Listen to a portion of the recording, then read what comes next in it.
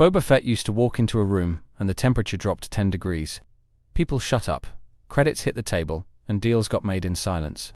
He didn't need a speech, he didn't need a sidekick, he didn't even need to explain why he was there. If Boba Fett showed up, your day was about to get very short. That was the legend we all grew up with. Then Disney came along and gave him his own show. And suddenly, the guy who once froze Han Solo like he was putting leftovers in the freezer is now holding polite meetings about city infrastructure. He's smiling at shopkeepers, riding banthas like a tourist, and negotiating with criminals like a galactic HR rep.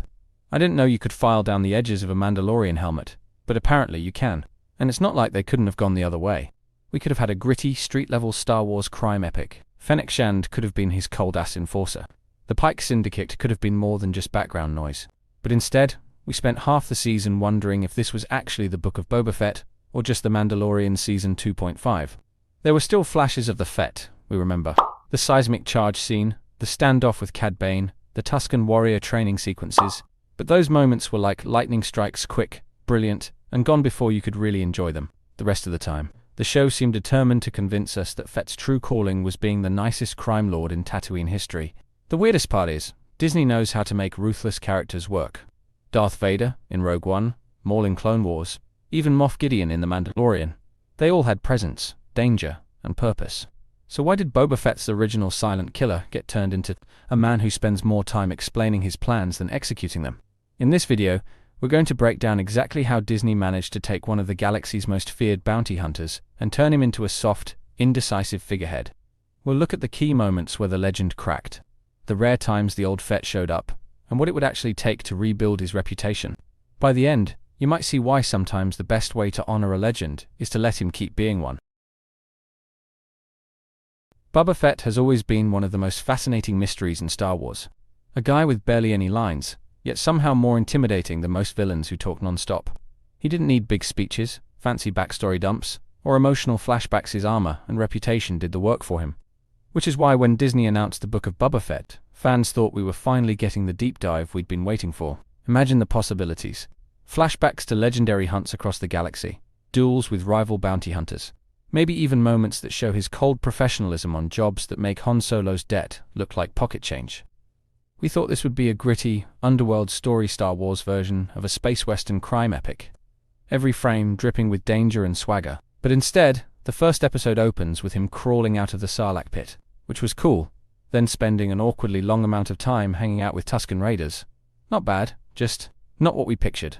The pace felt slow, almost meditative, like a completely different genre had taken over. And while that could have worked, it wasn't exactly the tone people expected for the galaxy's most feared bounty hunter. The mystery around Fett was always part of the magic. He was dangerous because you didn't know exactly what he was thinking or how far he'd go. The more you explain him, the more the legend risks becoming just another guy in Mandalorian armor. But maybe Disney thought they could expand the character without losing that edge. The problem is, once you take away the myth and replace it with diplomacy meetings and awkward bantha rides, you're playing a very different game. Here's where it really started. Too Great Boba Fett went from a silent predator to a guy holding endless town hall meetings. Instead of striking fear into rivals, he's politely asking them to form alliances. The man who once froze Han Solo in carbonite without blinking is now hosting polite dinners with his enemies. That's not intimidating, that's networking. And it's not like the show lacked opportunities for action. Rival gangs, the Pike Syndicate, even a Wookiee gladiator like Black Chrysanthemum. This should have been a buffet of high-stakes confrontations. But instead of cutting people down with ruthless efficiency, Fett spends half his time explaining why he doesn't want to rule with fear. Which sounds noble, but when you're a crime lord, fear is kind of the point. It's honestly sad when you think about what this character used to represent. Boba Fett was a walking reminder that the Star Wars galaxy had shadows and predators lurking just outside the hero's spotlight. He wasn't a main character, yet every second he appeared on screen mattered. That mystique was priceless. The tragedy of the Book of Boba Fett is that it stripped away that aura without replacing it with something equally compelling. We didn't get a sharper, deeper version of the character, we got a softer, slower one. The hunter became a caretaker, and the legend turned into a politician. And not the fun, scheming kind, just the kind that sits in meetings and makes speeches. Even his armor, once a symbol of deadly efficiency, started to feel more like a costume he wears for ceremonial effect. We rarely saw it battered from battle, or covered in dust from a fresh hunt. Instead, it was polished and pristine, as if Fett had retired to a quiet life and was just cosplaying his own past. For a lot of fans, this was the final nail in the coffin of his mystique. You can't unsee the image of Boba Fett riding a bantha at walking speed through Tatooine streets while waving politely to locals. That's not the guy who struck deals with Darth Vader. That's the guy who runs the HOA. The saddest part is that this was our first real chance to explore him in decades. And instead of sharpening the blade, Disney dulled it. Still, there are moments in the show where you could glimpse the Fett we once knew. The flashbacks to his time with the Tusken Raiders had genuine weight, showing him earning respect in a culture known for its brutality. Watching him take down a massive sand creature with only a gaffy stick was pure Star Wars spectacle. It reminded us that he could still be dangerous when the story allowed it. The slave Aes Sedai, the fire spray, got some love too. That seismic charge scene where he obliterated pursuing ships was one of those classic Fett moments, all style and devastating power. It was the kind of thing that made you sit forward and think, yes, this is what I signed up for. Even the showdown with Cad Bane had flashes of brilliance. The tension between two legendary bounty hunters meeting face to face was electric. You could feel years of implied history in every line and every twitch of their hands hovering over blasters. For a brief second, Fett felt like a legend again, and Fennec Shan's assassination spree near the finale was beautifully brutal.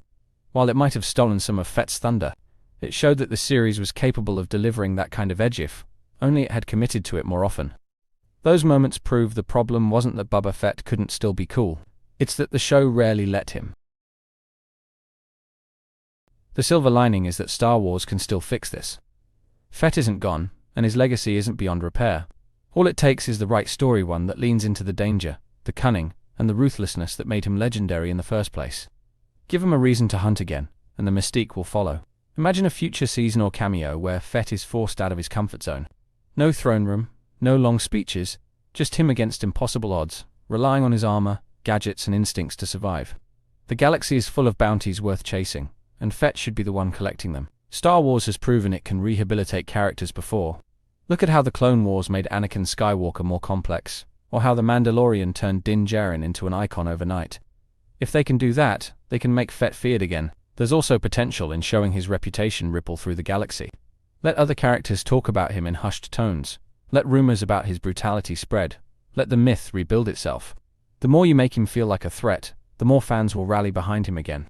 Boba Fett deserves to be more than a supporting player in his own story. He deserves to be the hunter everyone remembers. But right now, his Disney-era story is a cautionary tale.